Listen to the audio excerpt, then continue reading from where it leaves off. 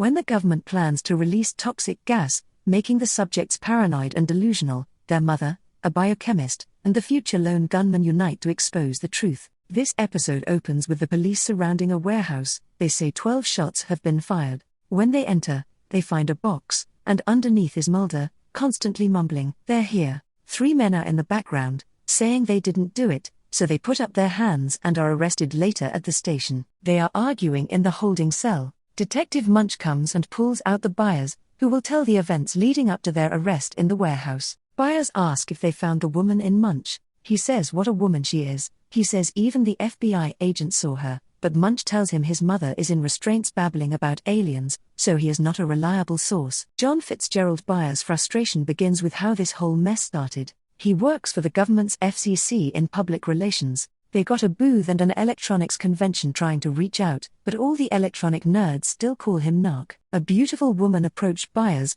and he offered her a button but said a bad word instead. She declined. He was immediately enamored. He followed her. She got pulled into Melvin Fry's booth. He tried to sell her bootleg cable TV, but Ringo Landley interrupted and tried to sell her his. She walked away. Byers still followed. They bumped into each other. A picture of a young girl fell. He asked if she needed any help. The woman goes into a story of how her 3-year-old daughter was kidnapped by her ex-boyfriend 6 months ago, and the man was seen in the Baltimore area. She buys a piece of paper with a web address. He recognizes it as the government's defense site. He offers to look it up online and find out if it leads to information on her daughter. They introduce themselves as she calls herself Holly. Byers tells her partner to take a break, then uses the computer to access her web address, which triggers the defense beta network. She gives him sad puppy eyes, and he agrees to hack into it and enter Suzanne Modesky's name. It turned up an encrypted file, which she asked to have printed out. Holly makes him hide when the X shows, but it's Fox.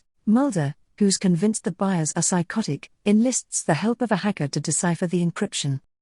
Holly tells him about her ex-boyfriend, and he suggests they punish this pretty boy until he reveals what he's done with her daughter. She tells them not to, but they go spy on him anyway. They follow him into the back room, where Mulder confronts them and introduces himself as an FBI agent. Mulder says he's looking for a girl and shows a picture of Holly. They deny knowing her, and her mother won't tell why he's looking for her. When Byers returns to his booth, he sees the military police arresting his partner for hacking, even though it was Byers who did it. Noting there's something really big going down and that Miss Holly is behind it, they agree to join the dark side and hack into the FBI website. And now they need the help of Langley. Langley is running a high-stakes Dungeons and Dragons game when they approach him for his hacking skills. Langley is the master of the hack, saying he even got into the DMV site and made it so he can handicap park an old football injury. Maybe they got the lowdown on Mulder and saw that he's highly regarded without a daughter or any psychological issues. They look up his current case and find Suzanne Modesky. Holly is her, and she works for the Army's weapons facility and is wanted for sabotage,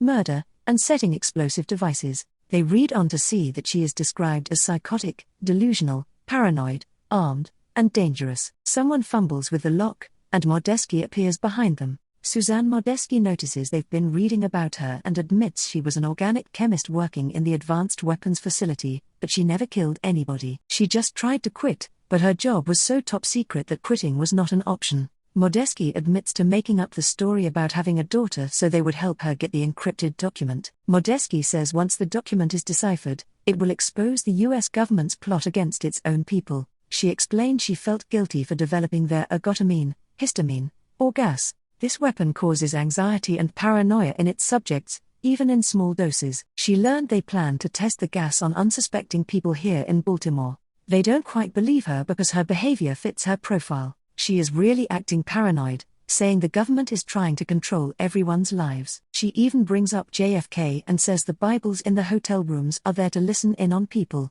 The 3 men tell her she's crazy and just a conspiracy theorist. She says she'll prove it to them when they decode the encrypted document. A gun falls out of her bag. They don't seem to have a choice. They run their decryption software. The first EBO-engineered biological operation involving toxins will take place that week, so she was telling the truth. The document even admits to her murdering her research associates and places the blame on her plausible deniability. There, it goes on to disclose that the product is being held at the Fells Point Road warehouse nearby and is ready for dispensing. The last line notes that surveillance on Suzanne Modesky is being monitored around the clock with electronics installed by Kilborn Modesky. Modesky replies that he's her dentist and walks out to remove her tooth. The three still don't believe her. They hear a strange noise in the bathroom and find her there bleeding after having taken out her molar. The men look at it up close and see it has a mini tracking device. Now they believe the whole story and want to know how they can help stop the poison gas from being released back into the interview room. Munch asks where the tooth is now, and the buyers say they flushed it. He goes on to say that they broke into the warehouse. Once in the warehouse, Modesky finds the marked boxes, and inside are asthma inhalers. She says that is how they planned on doing it. While she's distributing the gas during test 1, she takes several samples as evidence. Suddenly, her mother interrupts, telling her she's under arrest for murdering the men. Proclaim that she didn't do it, so he arrests them too. He has everyone down on the ground and is about to take Modesky into custody when two men appear. Mother holds the gun to them, demanding they identify themselves, but they ignore him and tell Modesky to come with them. When Mother clocks his gun, the two take out their own and begin shooting all over the place. The canisters of gas get punctured and the mist pours all over Mulder. It burns. He starts taking off his clothes. The mystery men are about to kill him. When Modesky shoots them from behind, she sees Mulder incapacitated and steps over him to run away. Mother has disrobed and the poison gas is starting to have an effect. The door opens and a team led by Mr. X arrive. He walks up to Mother, who is in bad psychological shape, and tells the men to sanitize him. Mueller gets put in a bag and dragged away by the forklifts. Drive in to remove the evidence of poison gas. Byers goes up to Mr. X, who has just taken possession of Modesky's gun, and asks who he thinks he is. Byers keeps accusing him of framing Modesky and planning to release harmful biohazards on an unknowing public. The others tell him to just shut up. Mr. X then takes the gun and puts it to his head, and bam, there are no more bullets. And he knew that X simply tells the three men that they'd better behave themselves, but Byers won't let up. He tells him that scaring him into not saying anything won't work. He asks Mr. X if it. X turns around and states, "I heard it was a lone gunman," who walks out and closes the gate. Right after that, the police arrive,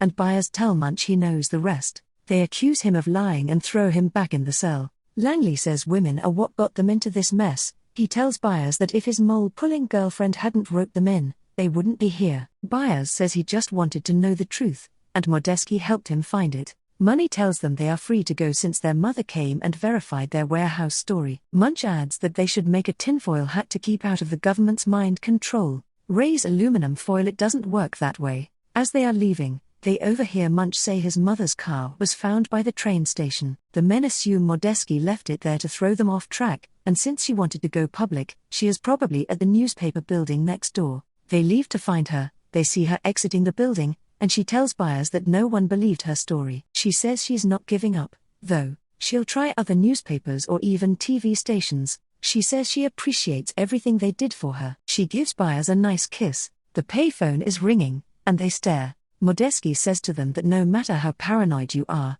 not paranoid enough. Tell the truth and reach as many people as you can. That's your weapon. She runs away, but a black car stops. Two men come out and throw her inside. Mr. X is in the back seat. The electronics convention is over, and the three men sit thinking about the events they witnessed. Mulder comes by and tells them he has weird ideas in his head. He just spoke with the FBI. Suzanne Modesky is no longer wanted, and the case is closed. Mulder tells them he wants to know what happened last night. He wants the whole truth, so the lone gunmen tell him how the government is out to control their lives and the big government is behind lots of conspiracies. Since then, the four have worked together, not trusting the government and searching for the truth that's out there. So what do we think of this episode? Is the government really doing these things, or is it all a conspiracy theory? Let us know in the comments below. If you have